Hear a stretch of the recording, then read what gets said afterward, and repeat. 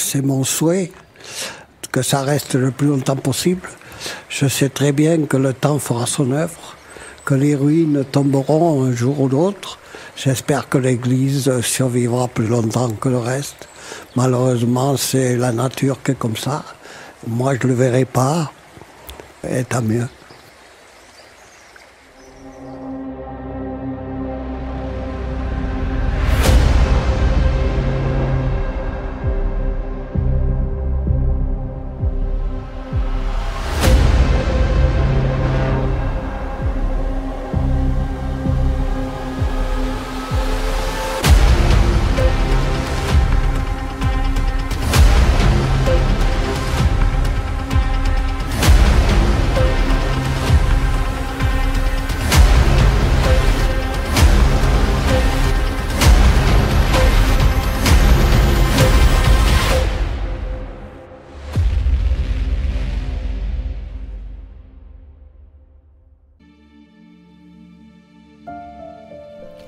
Ce village aujourd'hui silencieux, situé au cœur de la France que nous allons découvrir, bourdonnait de vie. Mais tout cela a changé ce samedi après-midi ensoleillé lorsque les SS ont cerné le village. En quelques heures seulement, presque tous les hommes, les femmes, les enfants ont été tués et toutes les maisons et les corps brûlés. Dans cette vidéo, vous entendrez des témoignages de personnes rescapées. Je vais vous raconter l'histoire d'un jour quand les SS sont arrivés à Oradour-sur-Glane. Pour les habitants d'Oradour, ce jour-là a commencé comme n'importe quel autre jour. Ce samedi 10 juin 1944, il faisait beau, tout le monde vaquait à ses occupations, dans ce village où il faisait bon vivre avec sa cinquantaine de commerces. Le tramway commençait ses 5 allers-retours, Limoges-Saint-Junien en passant par Oradour-sur-Glane. Compin, le pâtissier, enfournait ses gâteaux, s'occupait de son pain.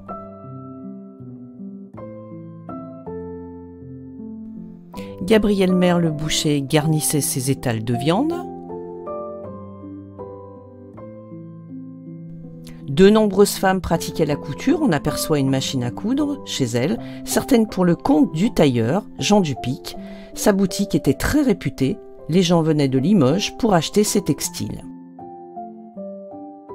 Et puis comme dans tous les villages, il y avait des cafés. Celui de Lucien Mollerat, on y jouait aux cartes et au billard. Lucien était aussi coiffeur et vendait des chapeaux qui étaient confectionnés par son épouse Catherine.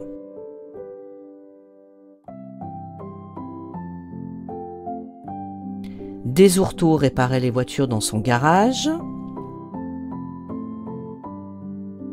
Et dans la forge Beaulieu, on assemblait des pièces de métal. Le samedi, les écoles étaient ouvertes et il y en avait 4. Il y avait l'école des filles, l'école des garçons, l'école des petits et l'école des réfugiés. Robert Hébras était devant chez lui avec son ami Martial. Et on entend un grand bruit qui venait de ce côté-là. Et qu'est-ce qu'on voit arriver? 2 véhicules, 2 gros véhicules.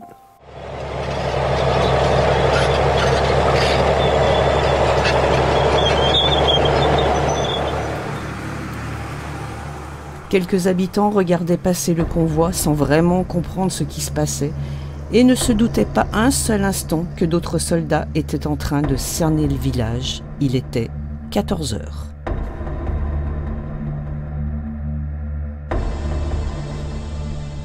Adolphe Dickmann, commandant du 1er bataillon du régiment d'Heerführer de la 2e division SS Deichsreich, se rend à la mairie et ordonne le rassemblement des villageois auprès du maire Desourteaux.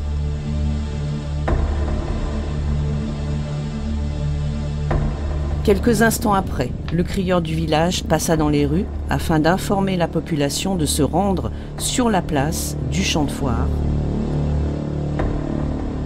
Vers 15 heures, le rassemblement était complet. Les soldats ont commencé à séparer les hommes d'un côté, les femmes et les enfants de l'autre côté.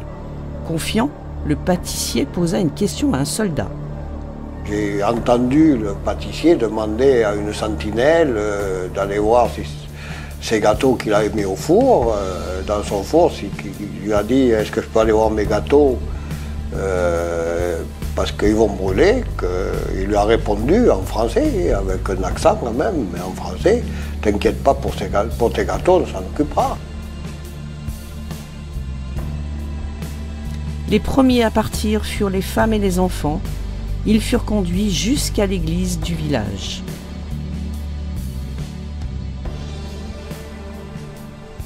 Vers 15h30, les hommes ont commencé à être séparés en 6 groupes. Les lieux choisis pour y enfermer les hommes étaient dispersés dans tout le village. Les voici sur la carte: la cave à vin de la famille Denis, l'atelier de M. Beaulieu, le garage des Ourteaux, les granges Lodi, Milord et Bouchoul.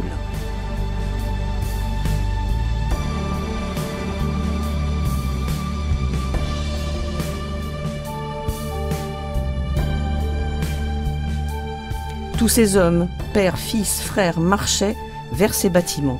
Avait-il pris conscience de la véritable intention des SS? Joseph Bergmann, qui faisait partie du plus grand nombre dans la grange Lodi, a prononcé ces mots. Marcel Dartout raconte. Attention, ils vont nous tuer, Joseph. Et on n'y a pas cru. On a dit, oh, Joseph, arrête un peu. Mais si, j'ai entendu. Je dis, oh, t'as entendu. C'était pas possible. C'était pas pensable. Et de retour vers l'église, les femmes et les enfants attendaient sans vraiment comprendre ce qui se tramait.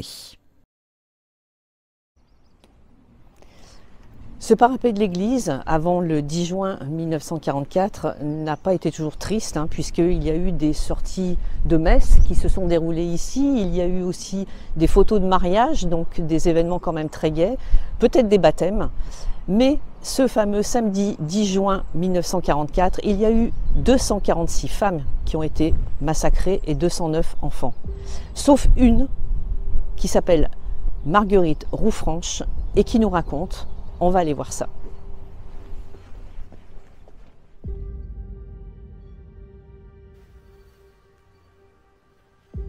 Pour arriver dans cette église, on avait déposé une caisse sur 2 chaises, d'où sortaient des cordons. Évidemment, tout le monde se demandait ce qui allait nous arriver. Moi, j'ai dit à une personne des bergères, j'ai dit, vous voyez ça, j'ai dit, c'est une bombe. Nous allons tous sauter avec l'église. Oh, elle me dit, ne parlez pas de ça. Et le fait est. Cette boîte a explosé, on ne s'est plus vu, ça nous a étouffés, les gens c'est tout noir. Nous nous sommes réfugiés dans la sacristie avec mes filles. Ma fille aînée avait perdu son petit bébé. Elle l'a retrouvé, mais je ne sais pas s'il était mort ou vivant. Et au dernier moment, le plancher a craqué de la sacristie. À ce moment-là, moi je suis sortie et en sortant, je me suis cachée derrière le maître-autel. Et c'est de là que j'ai sauté par la fenêtre. Mais ma fille la plus jeune était tuée d'une balle venant de dehors. Quant à l'autre, l'aînée, elle a dû brûler vive. Alors évidemment, j'ai couru dans ce jardin. En arrivant dans ce jardin, j'ai été mitraillée. J'ai tombé et puis on m'a laissée, pensant sans doute que j'étais morte.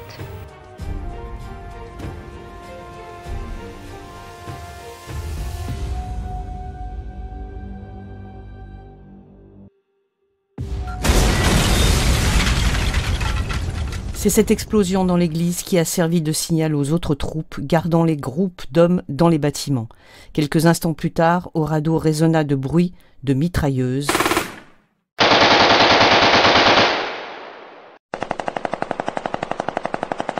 Et pendant ce temps, dans la grange Lodi, Jean-Marcel Dartout raconte. Et au fusil, ils ont achevé. Ils ont achevé le copain sur moi.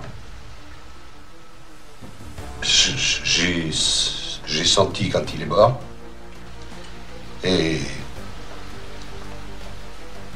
Excusez-moi. Jean-Marcel fut grièvement blessé. Robert Hébrasse a été touché.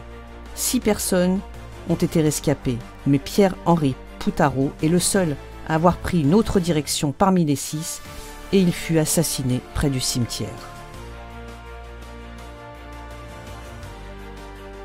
Les 5 autres ont pu s'échapper. Il y avait Robert Hébrasse, Jean-Marcel Dartout, Mathieu Bory, Clément Broussaudier, Yvan Roby. Cette scène se répétait dans les 5 autres endroits du village. Les SS mirent le feu à chaque maison, brûlant tous les corps. Ils laissèrent derrière eux 643 morts.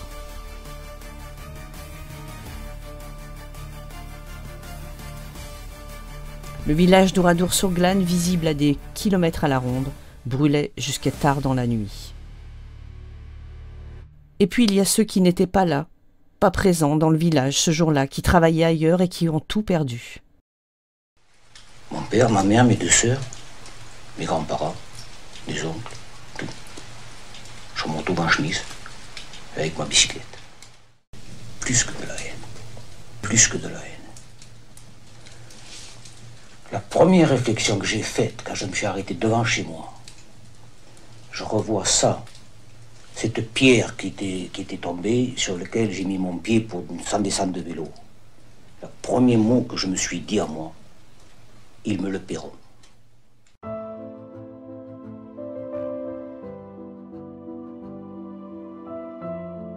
Voici le seul témoin silencieux qu'il reste de cette histoire d'un jour, le chêne d'Oradour-sur-Glane.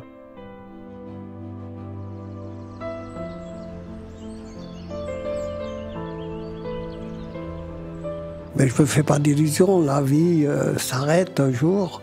J'espère que les personnes pourront expliquer ce que j'ai vécu. Maintenant, je sais que ça ne sera pas identique. Chacun il me trace sa touche. Mais c'est ainsi, c'est la vie, c'est l'être humain, c'est tout ce qu'on veut.